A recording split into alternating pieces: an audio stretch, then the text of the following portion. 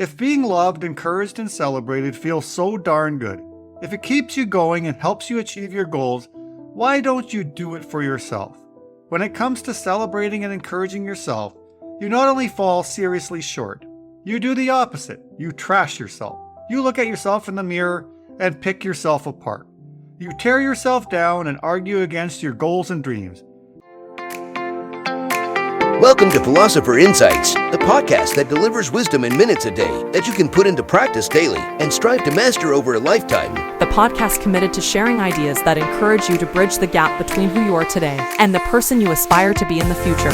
Hi, my name is Herb Lamba, and welcome to my podcast where I will share practical insights from the world's best authors. Knowledge isn't power. Applied knowledge is. The quest to become the best version of you starts right now. Today we're discussing the high five habit. Take control of your life with one simple habit.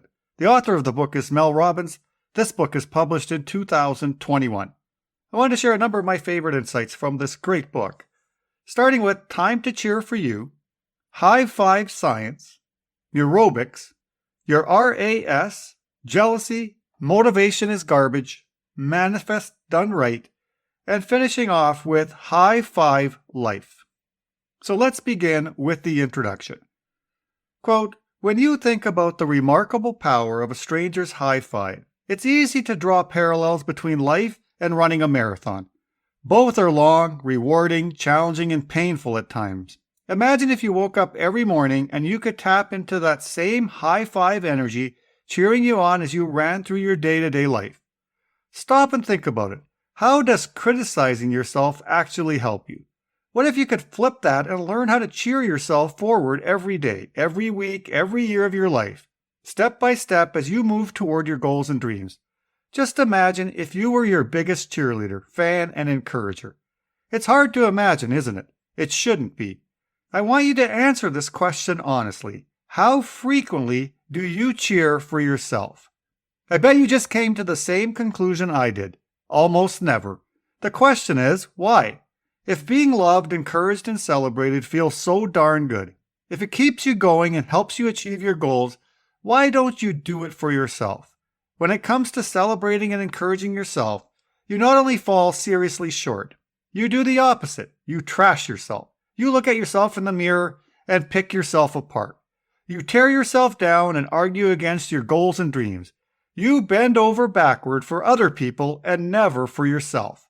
In this book, you'll learn dozens of ways to make supporting and celebrating yourself a habit, using research, science, deeply personal stories, and the real-life results that the high five habit is creating in people's lives around the world. I'm going to prove to you and inspire you to take control of your life by high-fiving yourself in all kinds of cool ways, every single day. End quote.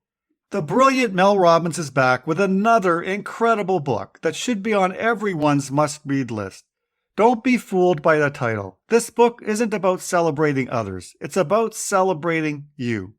I believe the world needs this book more than ever, and Mel Robbins delivers a gem filled with science-backed research and incredibly personal stories that reinforce the power of a proven tool you can use to take control of your life.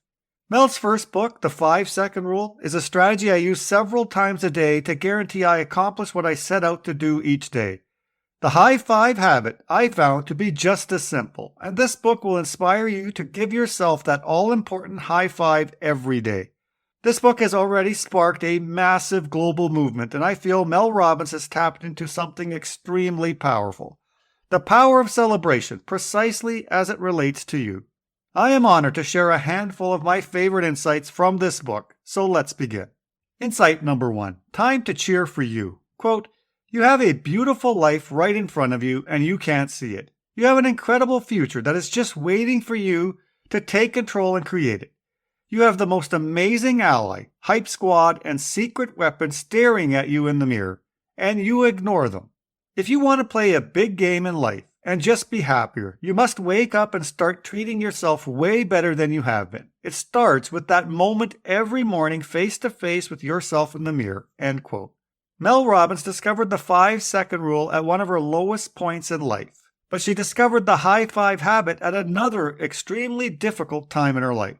She awoke one morning and immediately began to dissect all of the flaws in her life. She was so preoccupied with everyone else that she didn't realize that no one was looking out for her. She found herself in the bathroom, in her underwear, staring at the bathroom mirror. She wanted to salute herself to let herself know that everything would be fine. But at that moment, she realized that the salute was nothing more than a simple high five. Quote, "Here's the thing that's been a revelation to me. You can work hard while being soft with your soul. You can take chances, screw up, and learn the lesson without burying yourself in shame.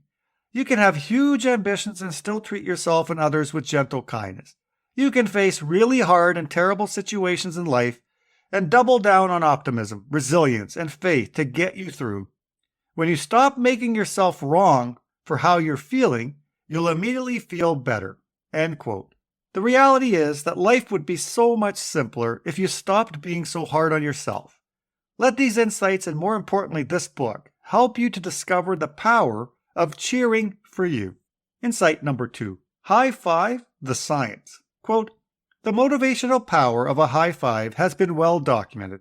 In fact, wait until you hear what researchers discovered about high fives when studying the best way to motivate kids in the face of challenging tasks. In one study, school-aged kids were split into 3 groups and asked to complete difficult tasks. Then, the researchers gave them one of 3 different forms of encouragement. The kids were either praised for a trait, "you're so smart" or "you're so talented," or they were told that they were working hard and praised for their effort, "you're really dedicated," or they were simply given a high five. The high five was hands down the best motivator. Here's why. The kids who were told they were smart, talented, or skilled were the least motivated and had the least fun. Those praised for their efforts showed greater enjoyment and exhibited a higher level of persistence.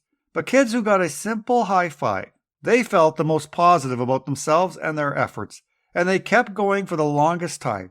Persistence, people, despite making mistakes. End quote. I found this so fascinating. I've heard the benefits of praising effort over talent, but this was one of the few times I'd heard of research that validated the tremendous power of celebration. It reminds me of B.J. Fogg's wisdom in his great book, Tiny Habits, where he says, quote, "Feeling good is a vital part of the Tiny Habits method. You can create the good feeling by using a technique I call celebration. When you celebrate in the Tiny Habits way, you create a positive feeling inside yourself on demand. This good feeling wires the new habit into your brain. You'll find that celebration is surprisingly effective, and it can be quick and easy, even fun." End quote. The high five habit creates that positive feeling within yourself at the beginning of each day. A high five is a shared celebration, and when you do it with yourself, you're praising yourself not for what you have achieved, but for being you. Quote, "UC Berkeley researchers studied NBA players' habits of success. At the beginning of a season, they recorded how often players gave each other high fives and other signs of encouragement like fist bumps. Using the number of high fives during a game at the beginning of the season, the researchers then predicted which teams would have the best records at the end of the season. The best NBA teams, those who made it to the championships, were the ones who gave the most high fives at the start of the season." End quote. Once again, it's hard not to be struck by that research. The reason that the high fives are so effective is the teams with the most high fives believed and trusted each other. NBA's poorest teams were those that had the fewest high fives early in the season. Insight number 3, neurobics. Quote, "In an aerobic exercise, a routine activity, let's say looking at yourself in the mirror, is paired with 2 things. 1, something unexpected that involves your senses, like high-fiving that mirror, and 2, an emotion you'd like to feel, like celebration. Neurobic exercises make your brain snap into attention. The act creates a kind of brain fertilizer that makes your brain learn new habits faster. This heightened state creates new nerve connections in your brain that connect the action, which was once something routine, high-fiving other people, but when done in an unexpected way, high-fiving yourself, puts your brain on high alert with the emotion you'd like to feel." End quote. Lawrence Katz, Ph.D., a world-renowned neurobiologist and pioneer in neuron regeneration research, coined the term neurobics. Neurobics are brain exercises that enhance brain performance by using all 5 senses in new and unexpected ways. According to cats, mental decline as we age is not caused by the loss of brain cells, but occurs primarily because of a loss of communication between brain cells. One of the exercises that Cat shares is to switch hands. Using your non-dominant hand gives your brain a greater workout. Quote, for example, studies have found that brushing your teeth with your non-dominant hand while repeating a thought forces your brain to pay extra attention to that message. Using your non-dominant hand makes your brain focus, so it focuses on everything that's happening, including what you're saying while you're brushing your teeth. This effort makes you accurately remember words and the feelings that evoke because you paired it with this new physical habit, brushing your teeth with the wrong hand. End quote. Wow. Just consider the ways in which you could use this piece of wisdom to make improvements in your life. High-fiving the mirror works a lot like brushing your teeth with the wrong hand. They both put your brain on high alert. It's time to put your brain's plasticity to work for you to become happier, smarter, and more productive. Insight number 4. RAS, your new best friend. Quote, in your brain, there's a filter. It's called the Reticular Activating System, or RAS for short. I call it a filter because negative experiences tend to get stuck in the RAS. But technically, it's a live network of neurons that sits like a hairnet over your brain. When your RAS is jammed with thoughts, beliefs, and experiences from your past, you stay stuck in the past. That's why you keep repeating the same mistakes, thinking the same negative thoughts, and living in the echo chamber of your mind. End quote. Your RAS is busy all day long filtering out what information it will allow to reach your conscious mind and what information is not authorized to enter. Your RAS processes 34 gigabytes of data per day and blocks 99% of what's around you from reaching your conscious mind. Quote, there are only 4 things that always get past your RAS and into your conscious mind. The first is the sound of your name being called. The second, anything that threatens your safety or the safety of your loved ones. The third, signals that your partner is interested in having sex. And finally, whatever your RAS thinks is important to you, and that means whatever thought you repeat or topic you focus on, your RAS will think is important. The last point is everything, because if you know what's important to you, you can train your RAS to filter the world every day and help you find it. End quote. Your RAS is so powerful, yet most people don't use it effectively. Use your RAS to teach your mind to find the things in life that you desire, your goals and your dreams, the things that bring you happiness, and anything that boosts your mood throughout the day. Insight number 5. Jealousy sends a message. Quote, just for a moment, notice who you're jealous of, someone in your life or someone you admire from a distance. Now think of that jealous feeling as a signal trying to get your attention. Don't turn away from the jealousy you feel. Don't try to hide it, and don't let it scare or shame you. Turn toward it because it's the fastest way to figure out what you want. Jealousy is a navigation tool, just like curiosity or desire. It is telling you the direction to steer your life. End quote. I believe we should approach jealousy in the same manner we approach fear. If you fear something, instead of running away from it, you should move toward it. You'd do it if you knew that on the other side of your fear is everything you've ever desired. Fear and jealousy should act as guideposts that help steer you in the right direction. Jealousy is nothing more than blocked desire. Instead of allowing jealousy to consume you on the inside, try utilizing it as a motivation to take action. Quote, it's easier to be envious of other people or judgy of them than to admit to yourself that there is something missing from your life. If you don't take action, your self-doubt and jealousy will only continue to build. You're meant to do something incredible with the next chapter of your life. That's what is meant for you. Don't allow jealousy to block you. Just flip it into inspiration and go looking for that something. End quote. Insight number 6. Motivation is garbage. Quote, at some point, we all bought into this lie that you've got to feel ready in order to change. You think what's missing is motivation. And that's not true because of the way that our minds are wired. The fact about human beings is that we are not designed to do things that are uncomfortable or scary or difficult. Our brains are designed to protect us from those things because our brains are trying to keep us alive. And in order to change in any way that really matters, to build a business, to be the best parent, the best spouse, to do all those things you want to do with your life, with your work, with your dreams, you're going to have to do things that are difficult, uncertain, or scary, which sets up this problem for all of us. you're never going to feel like doing it. Motivation is garbage." End quote. Well, tell us what you really think, Mel Robbins. Eric Greitens shares parallel wisdom in his great book, Resilience, where he says, quote, "I told you that I was less interested in how you feel and more interested in who you want to be. I asked you to write down those same 3 words in the opposite direction. It's the direction that holds the most promise in your life. Identity, actions, feelings. The first step is to identify who you want to be, then start taking action towards that identity, because the way you act will shape the way you feel. If you want to feel differently, then start acting differently. Don't wait for motivation to slap you in the face before you feel like taking action." Insight number 7. Manifest done right. Quote, "Most people get manifesting wrong because they try to visualize and conjure the end result. Winning the ski race or the Oscar, losing 50 pounds, or having $1 million in the bank. Manifestation done wrong can keep you stuck, because while big dreams are amazing and you need to have them, manifesting the end result will not help you achieve them.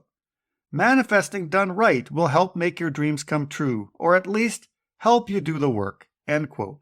According to the neuroscience research, visualizing makes it easier to focus on your life objectives by changing your RAS to spot chances that match the mental image you just constructed in your mind. You must envision yourself taking the difficult, tedious little steps towards your dreams in order for visualization to truly support you in achieving your major goals in life. Visualizing an action will make it more likely that you will follow through with that action. Insight number 8. High Five Life. Quote, "A high five morning is about building confidence in yourself, in your body, in your thoughts, and in your spirits. These promises set you up for success, create an intention for your day, and give you a sense of control before you step out into the world, which only makes you feel more confident. And by dreaming in the morning, those wants, desires, and intentions go from the back of your mind to the front of it. They begin to walk beside you. You begin to know in your heart and soul that each and every day you wake up, celebrate yourself, and are cheering yourself toward the thing you want, that we all want. The one thing we all wish for those we love dearly and deeply.